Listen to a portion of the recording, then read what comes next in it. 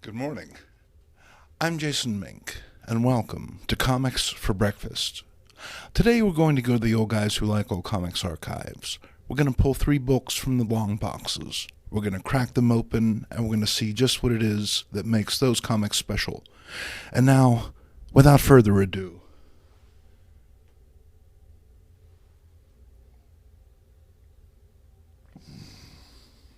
it's breakfast time.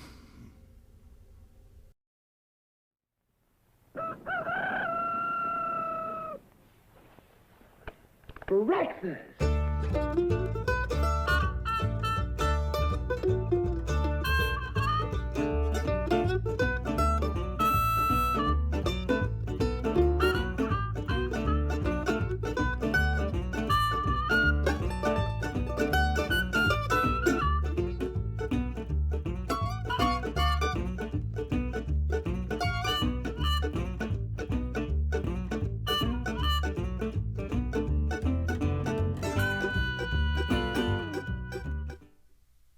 It's said that with age comes wisdom, and I'd like to think that that was true. As I enter my 5th decade, I've begun to recognize and appreciate things that in my younger days I had little time for. Fine wine, good company, old comics. You got me there. I've always liked old comics. But as I grow older, I find I'm no longer content with simple action and heroic escapism. Instead, I've begun to look deeper into the world of romance comics. Now, don't get me wrong, old Sarge hasn't gone soft on you as much as discovered just what it is that he's been missing. Some of the medium's greatest creators produced romance comics, bringing their high standards and quality to a genre too often dismissed as forgettable. Now, I don't have many romance comics yet, but I already have a favorite. Now, Dream of Love number 8 is from the good folks at IW Publishing /Super Comics and is a reprint of Great Lover Romances number 2 from Toby Press, 1951. Now, I knew nothing about this book when I found it at my local comic shop, but my old comic sense began to tingle, and I grabbed it just to be safe. I wasn't disappointed. In our first tale, we throw to the exploits of Dr. Anthony King, Hollywood psychiatrist. Movie starlet Pat Conway has it all. A successful career, a fabulous mansion, and an incapacitating repulsion towards her millionaire fiancé. Oh, sure, she likes him well enough, but any time he proposes marriage, she loses the script. Flips are giggy. Has a bird. She's got an issue is the issue. Enter Dr. Anthony and his big ol' syringe of truth serum, which gets to the root of Pat's problem toot sweet. Seems she's repressing memories of her GI boyfriend, whom she struggled to forget in the days after the Second World War. And who could blame her? The guy died on a kamikaze run that killed himself and a ship full of people. Not the sort of thought that keeps a gal warm at night. Dr. Anthony brings her around with some good old-fashioned Hollywood know-how and a willingness to slam a needleful of squeal juice into her femoral artery any time she starts a-trippin'. It's the miracle of modern medicine, folks. We're going to skip the second story because, frankly, it's just kind of boring. Follow the link in the description box if you'd like to read it. The real action comes by way of 2 tales from Golden Age titans Jerry Siegel and Alex Schomburg in the unlikely form of John Juan, the one and only super lover. And if Siegel seems a little free with that super prefix, it's because by 1951 there was little love lost between the Superman co-creator and former publisher DC Comics due to litigation, lawsuits, and an unsatisfactory legal settlement. But John is no mere Kryptonian ripoff. Instead, our hero is a time-displaced rogue searching the eons for love. In the first story, we go all the way back to Atlantis, in the days before its humidity problems. John gets chased out of town and directly into the ocean, where he's frozen capsicle style in an iceberg. Exposed to a mysterious seaweed for decades, John is eventually washed ashore, where he's set upon by the local residents. The poor guy can't get a break. He encounters Uga Maru, a pretty native girl who just wants to clean her fish. We've all been there, huh? Anyway, John uses smile number 3, which never fails, whatever that means.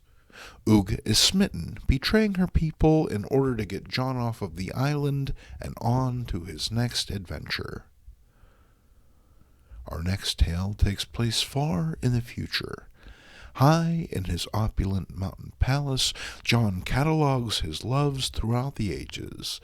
He remains haunted by the enigmatically named Lady in the Dark, who he encountered in pre-20th century Madrid. While out gallivanting, John encounters a beautiful veiled lady. Our hero asks to see beneath her veil, but remarkably, his lady turns and leaves. Guess he should have used smile number 3, huh? Spurned, John heads to the bar, but soon receives word that the Lady in the Dark wishes to see him after all. He rushes to the scene and implores her for a kiss, but is rebuked. It seems she needs John's assistance and not his saliva. Her cousin, the wicked Don Carlos, has made threats upon the family, but before John can learn more, one of the lady's brothers appears to protect his sister's honor. John humbles the man, but leaves him unharmed, riding on into town. The Don's men waylay him, and Carlos, knowing the Lady in the Dark is now unprotected, hurries off to kill her, that he might inherit her fortune.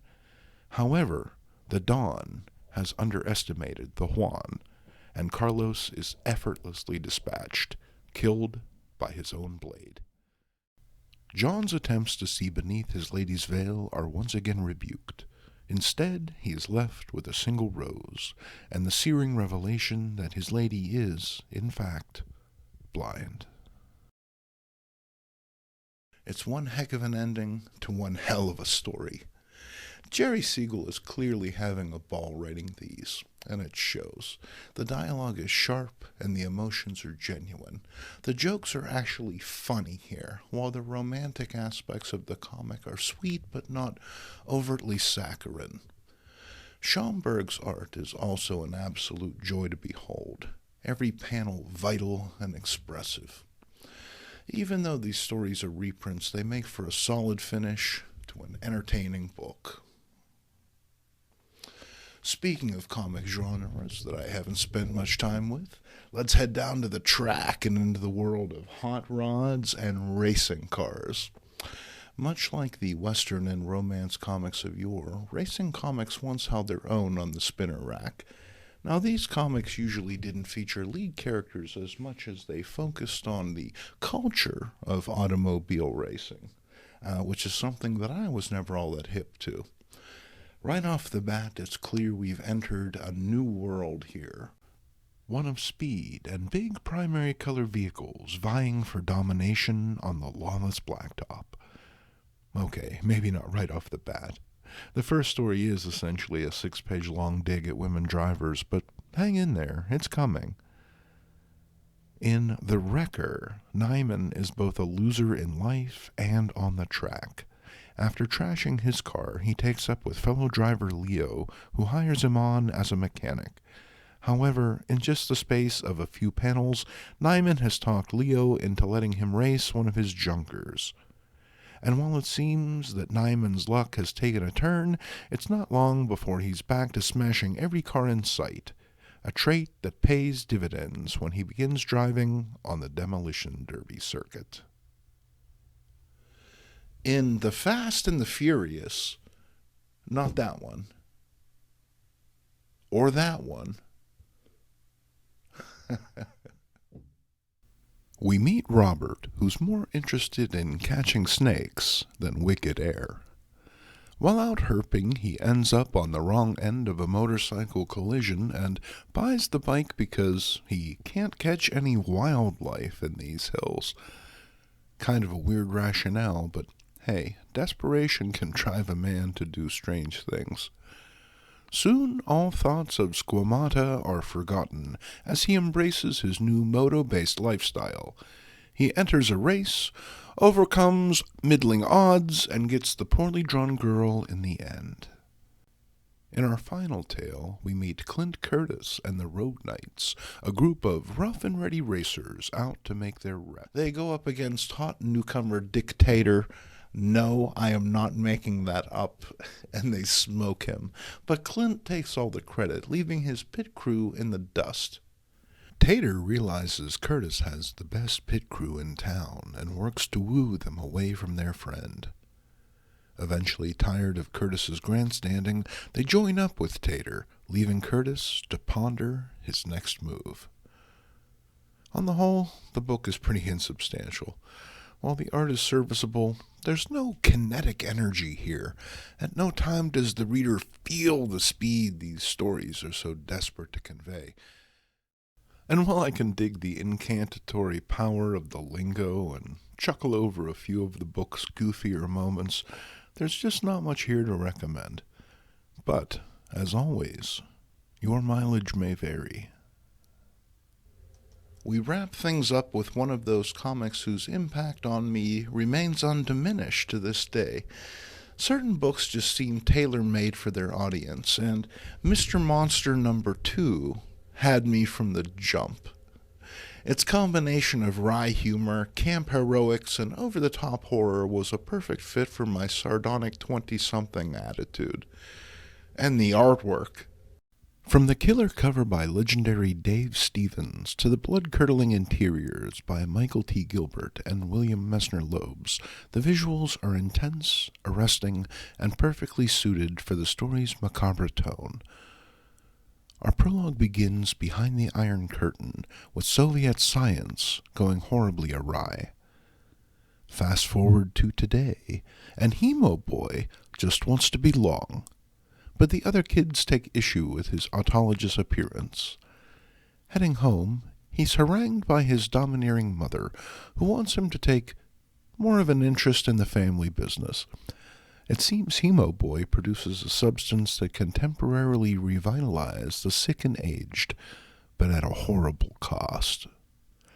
Meanwhile, Mr. Monster encounters a group of children who tip him off to Hemo Boy's sanguine nature. Our hero follows the trail to the Church of the Holy Corpuscle, where Mother Globin leads a good old-fashioned faith healing. The money is flowing, and, having seen enough, Mr. Monster decides to break up the party. Mother doesn't take too kindly to this, and she reacts by shedding her human guise and revealing herself as a giant mutated cancer cell. Great googly moogly! And while it looks grim for our hero, he eventually prevails through the power of righteousness, with a happy ending to be had by all. Even Hemo Boy. When folks ask me what comics I'd give to a first-time reader, this is often one of my choices. In my opinion, it's comics distilled, boiled down to just the essential ingredients, giving the reader a potent and exhilarating experience. Mike Gilbert's writing here is smart and engaging. His ability to mix horror and humor keeps the book moving at a snappy rate, and he balances the two elements until he brings them to a boil at the book's thrilling climax. Gilbert not only writes the comic, but he illustrates it as well. His line work is brought to life by William Messner Loebs, whose inks really give the book an atmosphere and otherworldly vibe. His style meshes beautifully with Gilbert's, providing a truly dynamite-looking comic. I'm Jason Mink. If you enjoyed this video, please consider supporting the network at the link below. Every little bit helps. Ow! Jeez.